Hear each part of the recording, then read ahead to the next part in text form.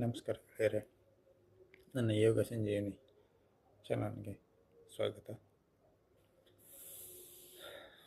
ನಾನು ನಿನ್ನೆ ಹೇಳಿದ ಹಾಗೆ ಚಿನ್ಮಯ ಮುದ್ರ, ನೀವು ಮಾಡಿರ್ತಕ್ಕಂಥ ಆ ಚಿನ್ಮಯ ಮುದ್ರವನ್ನು ಎಷ್ಟು ಉಪಯೋಗ ಇದೆಪ್ಪ ಅಂತಂದ್ರೆ, ಅದು ಮುಕ್ಕಳ ಭಾಗದಿಂದ ಗಂಟಲು ಭಾಗದವರೆಗೂ ವಾಯು ಸಂಚಲನ ಚೆನ್ನಾಗಿ ತಗೋತಾ ಹೋಗುತ್ತೆ. ಲಂಗ್ಸಿಂದು ಜಠರದ ಆ ಕಡೆ ಭಾಗ ಹೊಟ್ಟೆ ನೋವಿಂದು, ಯಾಕಂದರೆ ಈ ಭಾಗದಲ್ಲಿ ಎದೆ, ಹೊಟ್ಟೆ, ಜಠರ, ಕರಳು ಭಾಗದ ಕೆಲವು ನರ್ವ್ಸ್ ಪಾಯಿಂಟ್ಸ್ ಇರ್ತವೆ. ಆ ಪಾಯಿಂಟ್ಸನ್ನು ನೀವು ಪ್ರೆಷರ್ ಹಾಕಿ ಕ್ಲೀನ್ ಮಾಡ್ತಾ ಹೋಗಿ. ಒಂದೊಂದಕ್ಕೂ ಒಂದೊಂದು ರೀಸನ್ ಇದೆ.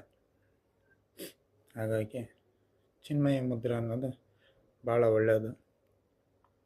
ಚಿನ್ಮುದ್ರ ಈ ಕಡೆ ಭಾಗ, ಚಿನ್ಮಯ ಮುದ್ರ ಇಲ್ಲಿಂದ ಇಲ್ಲಿವರೆಗೆ ಅಷ್ಟೇ ಹೆಲ್ಪ್ಫುಲ್ ಇರ್ತಕ್ಕಂಥ ಆ ಚಿನ್ಮಯ ಮುದ್ರವನ್ನು ತಾವೆಲ್ಲರೂ ಚೆನ್ನಾಗಿ ಪ್ರಾಕ್ಟೀಸ್ ಮಾಡಿ. ಯಾರಿಗೇ ಆಗಲಿ ಲಂಗ್ಸಿಂದ ಉಸಿರಾಟದ ತೊಂದರೆ, ಅಸ್ತಮ, ಈ ಥರದ್ದು ಏನೇ ತೊಂದರೆ ಇದ್ದರೂ ನಿವಾರಣೆ ಆಗ್ತಾ ಹೋಗುತ್ತೆ. ಈಗ ನೆಕ್ಸ್ಟ್ ನೀವು ನನ್ನ ಚಾನಲ್ಗೆ ಮತ್ತೆ ಸಬ್ಸ್ಕ್ರೈಬ್ ಆಗಿ ಬೆಲ್ ಐಕನ್ ಕ್ಲಿಕ್ ಮಾಡಿ ಪ್ರೋತ್ಸಾಹ ಕೊಡಿ.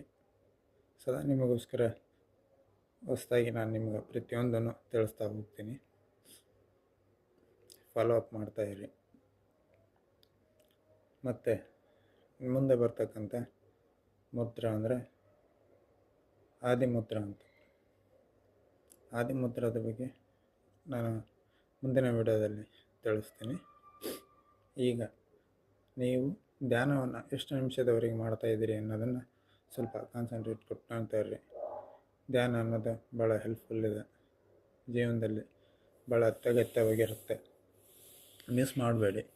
ಪ್ರತಿಯೊಂದನ್ನು ಎಂಜಾಯ್ ಮಾಡ್ತಾ ಮಾಡಿ. ಪ್ರತಿಯೊಂದು ಬೆಳಗ್ಗೆ ಬೇಗ, ಆದಷ್ಟು ಬೇಗ ಹೇಳಿ. ಮಲಗೋದು ಅಷ್ಟು ಬೇಗನೆ ಮಲಗಿ, ಹೇಳೋದು ಕೂಡ ಅಷ್ಟೇ ಬೇಗವಾಗಿ ಹೇಳಿ. ನೀವು ಎಲ್ಲೇ ಕುಳಿತುಕೊಂಡ್ರು ಆರಾಮಾಗಿ ಇಟ್ಕೋಬೋದು.